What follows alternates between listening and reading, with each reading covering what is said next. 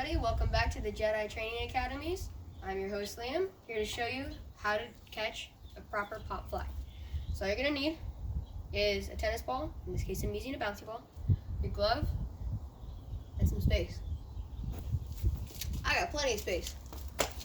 So what you're going to want to do is you want to toss it straight up, position your bare hand under the webbing of your glove, which is right here.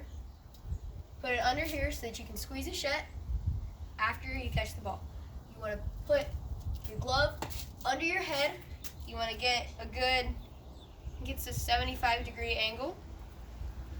A good 75 to 90-degree angle.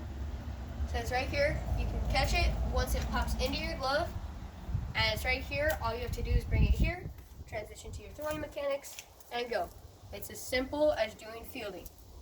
So what you want to do is you toss it up, you get under it. You want to, if it's too far back, you just want to move back on it. If it's coming forward, you want to run here and then put it up. Do not run with your glove out.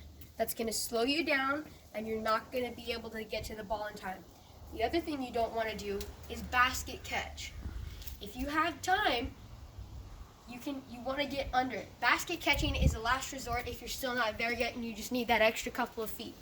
If you have the time, get under it, center yourself up so you can make a better catch.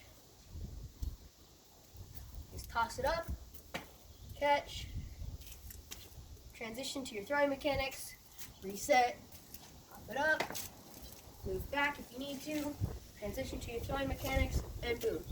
You got a good 30 to 45 times, working the muscle memory. That's all you need to do to catch a pop fly. See you next time.